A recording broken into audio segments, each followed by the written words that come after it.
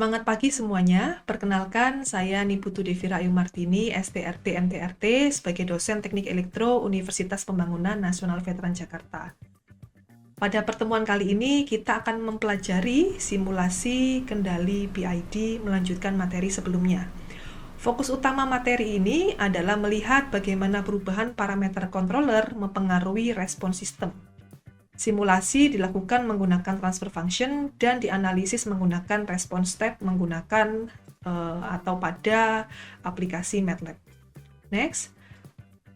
Di slide ini menunjukkan diagram blok transfer function dari sistem yang akan dianalisis. Transfer function digunakan untuk mempresentasikan hubungan matematis antara input dan output sistem dalam domain Laplace.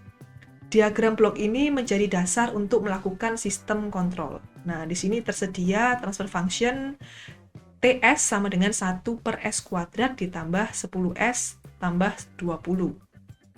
Next.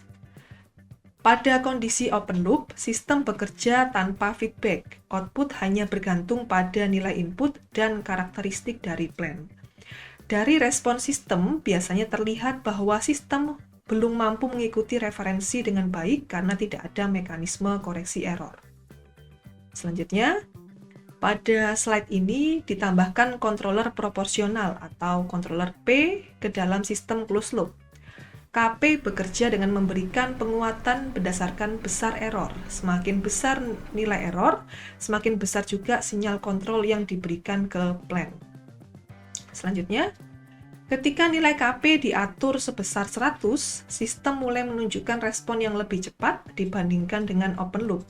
Namun, respon masih relatif lambat dan error steady state kemungkinan masih cukup lebih besar. Selanjutnya, pada slide ini ditambahkan komponen derivatif sehingga terbentuk controller PD. Fungsi derivatif digunakan untuk mempercepat respon sekaligus meredam overshoot dan osilasi. Selanjutnya, dengan tambahan derivatif sebesar 10, sistem menjadi lebih stabil dibandingkan dengan kontrol P saja. Overshoot mulai berkurang dan respon terlihat lebih halus. Next. Slide ini menunjukkan penggunaan controller PI.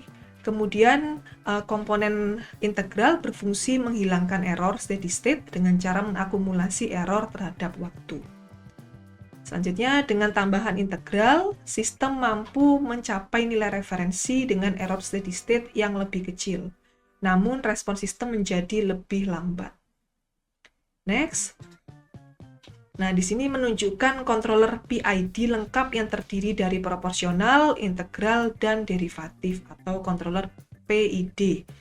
Kombinasi ketiga komponen ini bertujuan menghasilkan sistem yang cepat, stabil, dan memiliki error steady state yang kecil. Next, pada parameter ini terlihat bahwa sistem respon yang sangat cepat menuju setting point yang diberikan. Komponen integral membantu menghilangkan error steady state, sedangkan derivatif membantu menjaga kestabilan sistem dan mengurangi nilai overshoot. Terakhir, next. Dari simulasi yang telah dilakukan, dapat disimpulkan bahwa setiap parameter PID memberikan pengaruh yang berbeda terhadap respon sistem. Nilai KP mempengaruhi kecepatan respon, nilai KI berfungsi mengurangi error steady state, sedangkan nilai KD membantu meningkatkan kestabilan dan meredam nilai overshoot.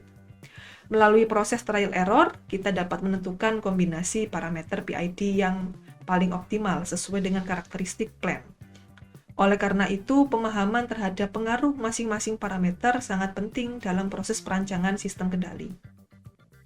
Baik, itu tadi pemaparan untuk materi simulasi kendali PID.